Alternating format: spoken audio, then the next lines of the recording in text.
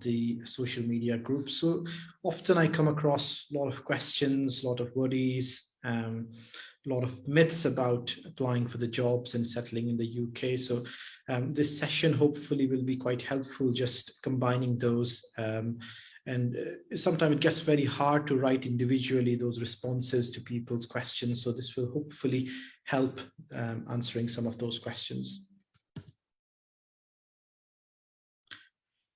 So the road to UK has, there are multiple stages of it, and it starts with the GMC registration when you take your PLAB, if you're coming here via the postgraduate qualification route, or if you're taking a sponsorship route like MTIs. And then once you have the registration, then the job hunt starts, which in fact involves your CVs, your applications, looking for those jobs. And after that, once you're shortlisted, then you get the interview calls. The process up till here is more or less the same, whether you're going for the training jobs or the non-training jobs. And as mostly people who are applying for their first jobs, they're looking for the non-training jobs. So I'll try to focus on that in this session. And today, in fact, I'll be just mainly focusing on how to look for these jobs, how to build your CV, and how to maximize your chances of getting your applications shortlisted. It will be a brief session, but we'll try to answer your questions as they come along as well. So when we are talking about your CV is your first interaction when you're applying for any job, because people have not seen you. They are reading a piece of paper and deciding about you to try to make it as attractive as you can. And I've shared this link of GMC because everyone tries to make their CV in a different manner. In NHS, this GMC pattern of CV making, this is quite a standard format. And if you don't know, or if you have never formatted a CV for yourself, I would suggest going on to this website, the General Medical Council, going to this link and seeing how they have suggested you to establish your CV. It is a stepwise manner. It's quite clear. You just have to follow those steps, and then you can format your CV exactly as they have suggested. The most important thing is that keep updating your CV as the time passes. Even if you have gaps in between, try to cover those times with some kind of courses, some online lectures. Make sure that it looks like you are working on your CV and it's not a static CV. Now, what are the things that matter in your CV when you're applying for the jobs? There are lots of things. In fact, as Dr. Safir in the first presentation, he mentioned that most of these things might not matter a lot, but in fact, they give you weightage, and especially when you're coming for a competitive environment, as Dr. Abdulhafiz suggested initially. Then if there is only one person applying for one job, that's fine. But if there are 10 people applying for one job, then they will look for all these things which make you stand out among those 10 people. And lots of things that matter in your CV are things like academic achievements, if you have got any distinctions or if you've got any medals in your primary medical qualification, if you have done anything extra like masters, or if you have done any bachelors, if you've done any research degrees.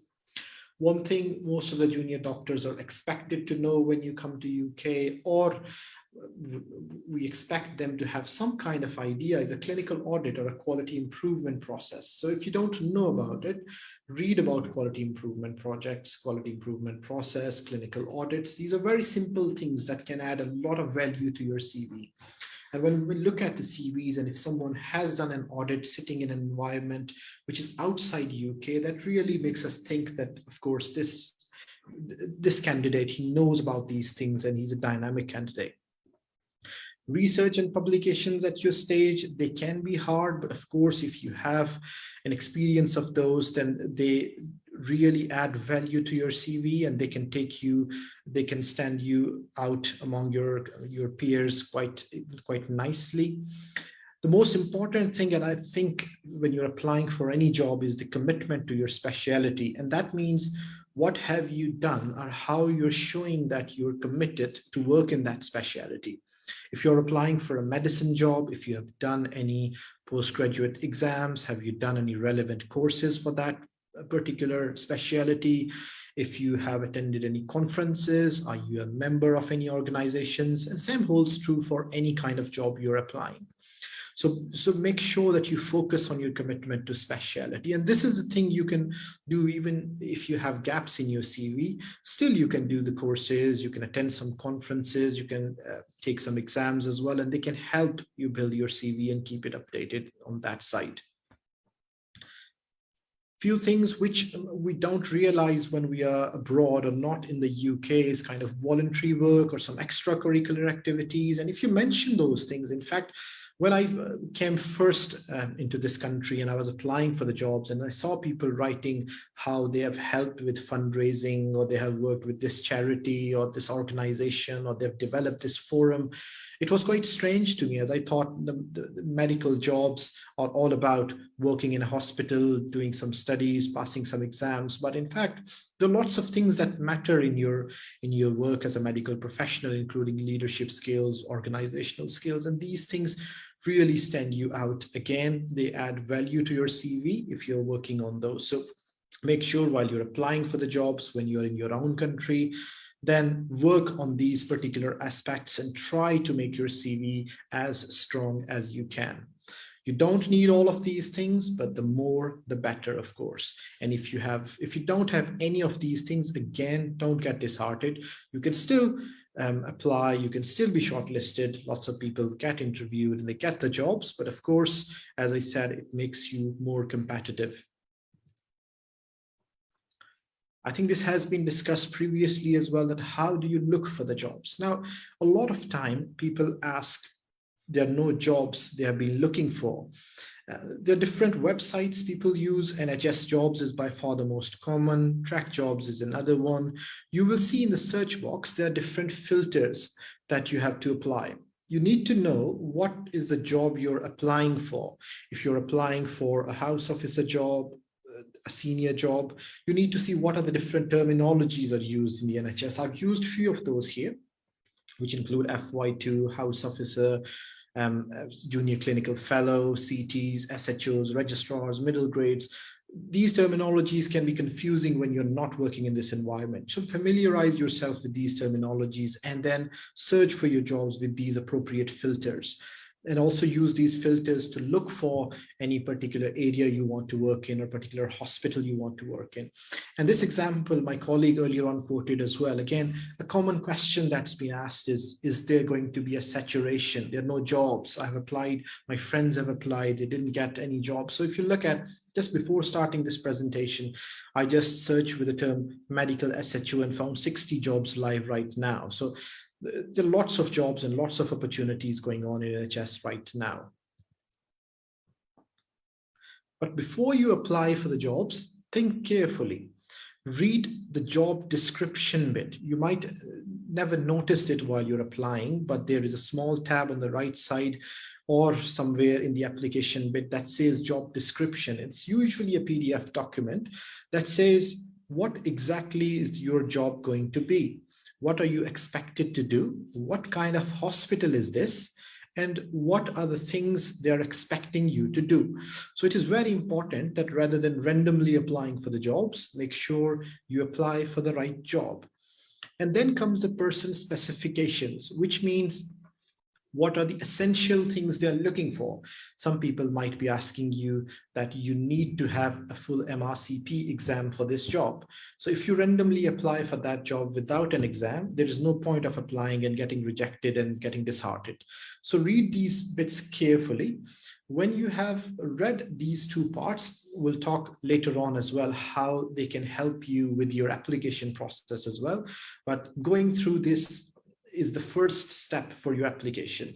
And again, as I mentioned earlier on, that also read about where is the hospital, what is the working environment like these days. You can easily find people who are already working there. Although most of the hospitals they have nice working environments, but sometimes you can look at the social media and see what is the feedback from different people about those hospitals, especially with regards to IMGs, and also the locations, whether if you want to live in a specific area or in a specific kind of place, like some people, if they want to look for halal food, or some people want to be in a place where Asians live, then you need to make sure that you're applying for the right place.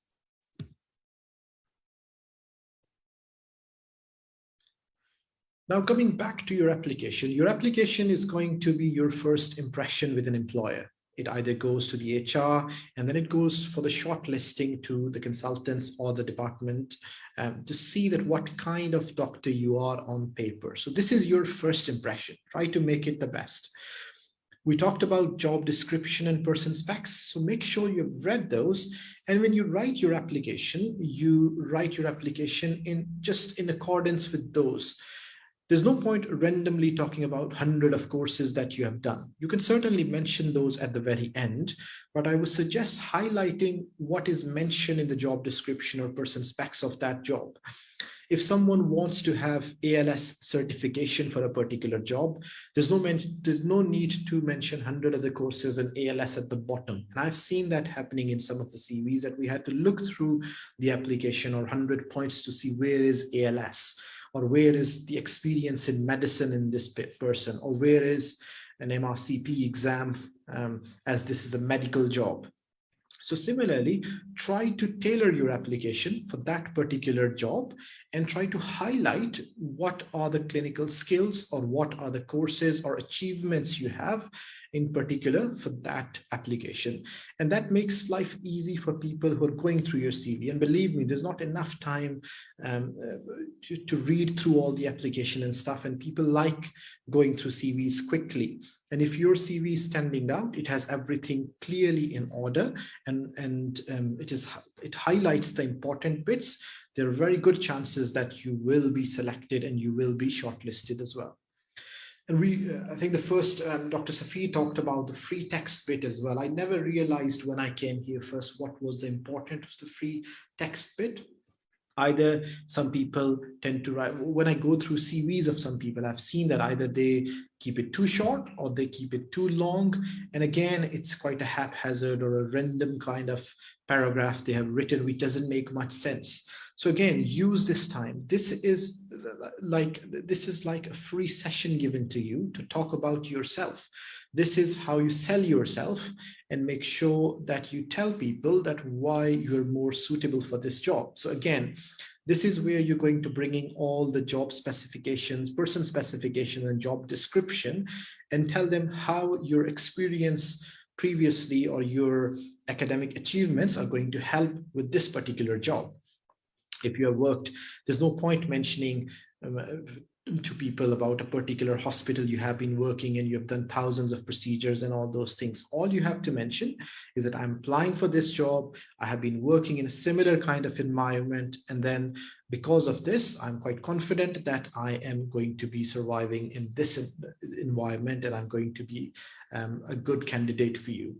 And also use this text, like free text.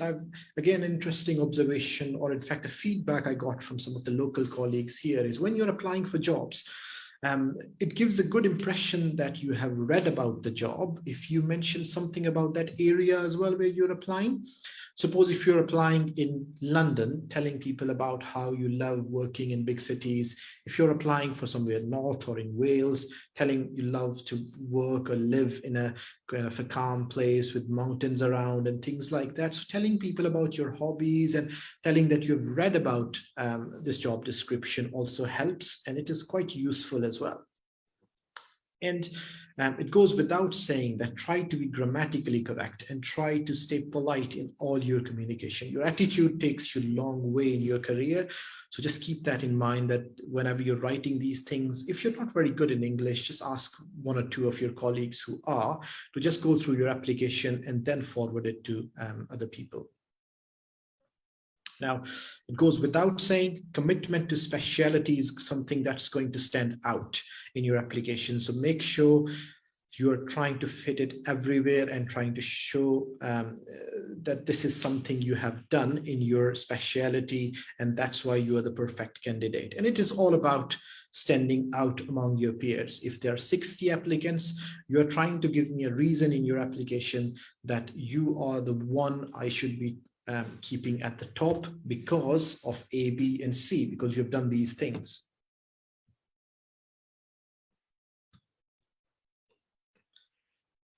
Again, these things we have discussed earlier on, but common mistakes which people make is that they make a generic application. Like, I know that the NHS job saves your application. And if you have applied for a medical job, if you see like a junior job in staff or the same level job in gynecology, you will be forwarding the same application. Same application will go to orthopedics as well. It doesn't look very nice when it goes to that panel. It doesn't show your commitment. It doesn't show you've read job description. So try avoiding that. Try tailoring your application according to your job description, as I mentioned. And don't use irrelevant information. Don't cloud your information. Just try to highlight the important things in your free text or in your application. And the same things that don't try and avoid some of these grammatical errors, and make sure your language is technically correct as well. Again, these are not the things that you need, you must have, but of course, if you have any of these things, then they're going to help with your application. So if you have a full GMC registration, as opposed to a provisional GMC registration or a PLAB 1, or you're waiting for your registration, you will be a preferred candidate as compared to someone who is waiting. If you don't have any visa issues, or if you're already in the UK, then you will be a preferred candidate in most of these jobs because you're ready to start. If you've done a clinical attachment, which is again not a must, but again, this will add to your CV because you know the system, you have seen how things work, and people will prefer to take you on their teams. And if you have a relevant experience in your specialty, again, that goes without saying that that's going to help getting onto your first job. I won't go into details of the interview because that in itself is a lengthy process, but once you have made your application attractive enough, then there is no reason that you shouldn't be shortlisted for the interview. And once you have been shortlisted for the interview, just 1 or 2 tips that make sure that you prepare well for your interview. There's no point I have been in the interview panels and I've seen people sitting there in t-shirts without proper preparation. So make sure that if you're in the interview, show that you're interested for this job. Make sure you know how to use your IT equipment. You should be ready with backups for the IT failure, as most of the interviews these days done are online. So make sure that your impression in the interview is as good as your CV. Only recently I was involved with some of the interviews and we had a brilliant application, but when we interviewed the candidate, all that impression just completely disappeared. So it's not only about your application, but also when you are shortlisted, that's one step gone. The next thing is make sure you're preparing well for your interviews. And I'll end my session here. If you have any questions, of course, you can ask here. I will be happy to answer along with other panel members. I am also